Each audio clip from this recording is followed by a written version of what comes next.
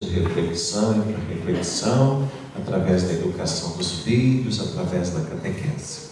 Como terminou o Evangelho de hoje? Depois de um longo texto de vários acontecimentos, Jesus vai dizer: vós sereis minhas testemunhas. Testemunhar o que eles estavam vendo, o que eles estavam ouvindo. E Jesus queria que eles estivessem muito conscientes da sua ressurreição. O evangelista Lucas faz questão de precisar muito detalhes, inclusive da presença física do Cristo. Nós, neste evangelho, notamos que o evangelista, ele relata todos os apelos dos órgãos dos sentidos. Jesus aparece, eles se assustam. Será que é um fantasma que está aí? Será que não é um fantasma? O que é isso? Jesus comunica com eles: a paz esteja convosco, apela aos ouvidos dele. Mesmo assim, eles ficam meio que assustados. Vejam, um fantasma não tem carne como vocês estão vendo aqui, né? Vem aí alguém, apalpe-me, toque, né? Veja aí com o seu tato, constate que sou eu mesmo. Mesmo assim, eles ainda continuam. Jesus nota de que eles não estão certos da sua presença. Jesus não quer deixar-lhes dúvida nenhuma. Tem aí alguma coisa para comer?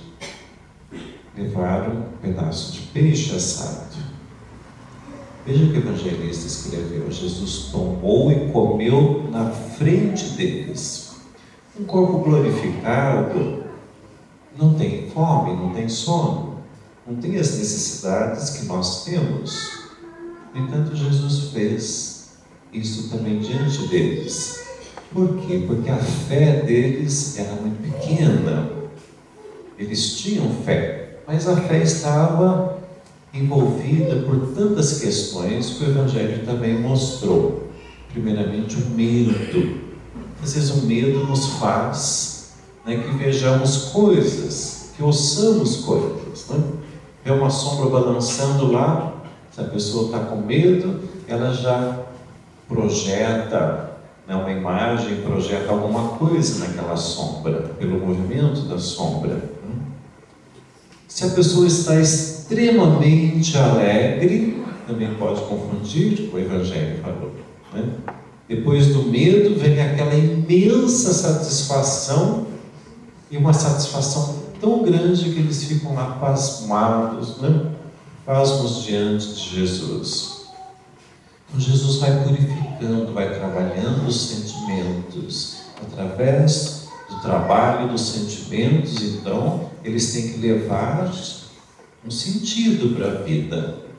Ele ressuscitou. No finalzinho vem: era necessário, como disse a Escritura, que o Filho do Homem sofresse, padecesse e depois, ao terceiro dia, ressuscitasse.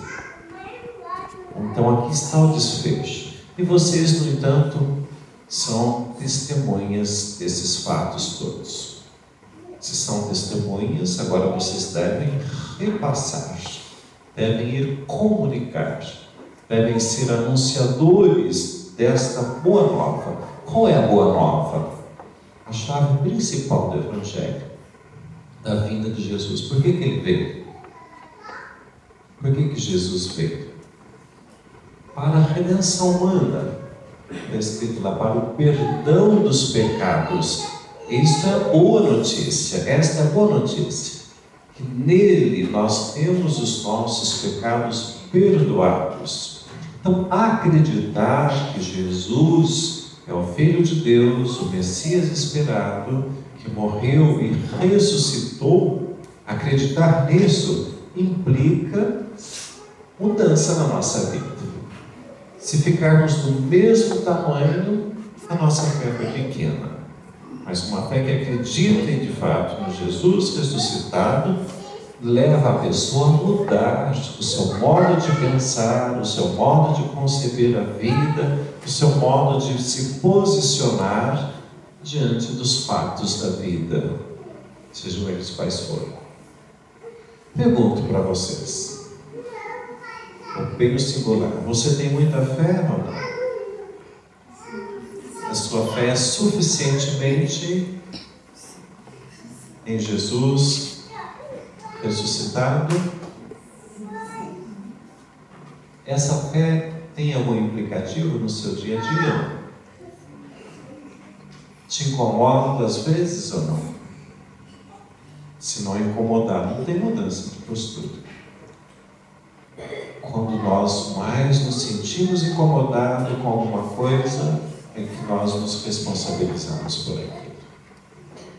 Quando algo acontece banalmente, assim, olha, sem que tenhamos preocupação sobre aquilo, algum incômodo, aquilo não vai surtir muito efeito na nossa vida. O Evangelho não traz somente coisas amáveis, saborosas, se podemos usar esse termo. Isso aí podemos ter esse desfecho numa dimensão de transcendência. Mas enquanto estamos na vida, com certeza ele traz muito desconforto. Porque o mundo propõe muita coisa que é oposta ao Evangelho. No entanto, Jesus não quer que o Pai nos tire do mundo. Lá na sua oração sacerdotal, nos discursos finais dele, lá em São João 17, ele vai dizer: Pai, não vos peço que os tire do mundo, mas que os preserve do mal do mundo. Que no mundo eles sejam luz, que no mundo eles sejam fermento, que no mundo então sejam eles minhas testemunhas para modificar, para transformar tudo aquilo que deve ser transformado. E como ter discernimento para que possamos ser luz? Pergunto, você é luz lá na sua casa, não? Lá no seu trabalho, você é luz para as pessoas? Luz de acordo com o Evangelho, não? Você é fermento, você consegue modificar lá no seu trabalho as pessoas, não?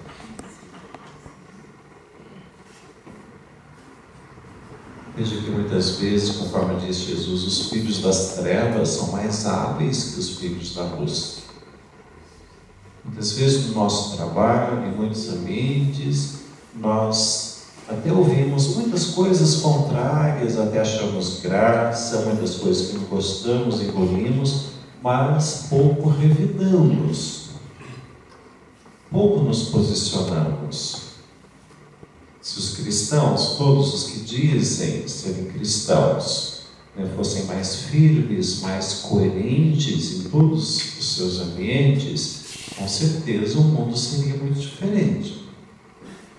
Se muita coisa está pervertida, é porque nós damos atenção para isso, não é mesmo? E o que nós podemos fazer para modificar? O que vocês propõem? Pergunta a pessoa do lado o que ela vai propor a partir dessa missão.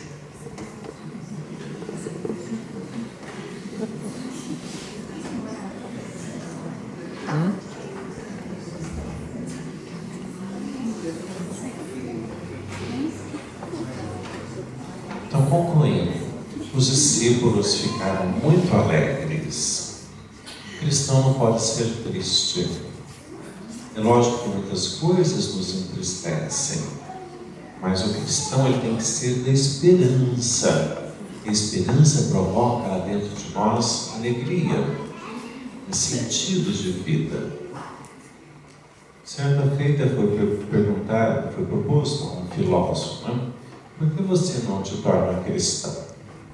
Ele disse, mas eu tenho observado as pessoas que entram na igreja e elas saem do mesmo jeito que entraram, muitas delas com uma cara triste.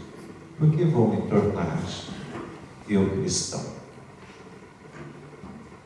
Mas será que nós não somos tão convincentes? Será que a nossa postura não modifica, não leva as pessoas a uma adesão a Jesus?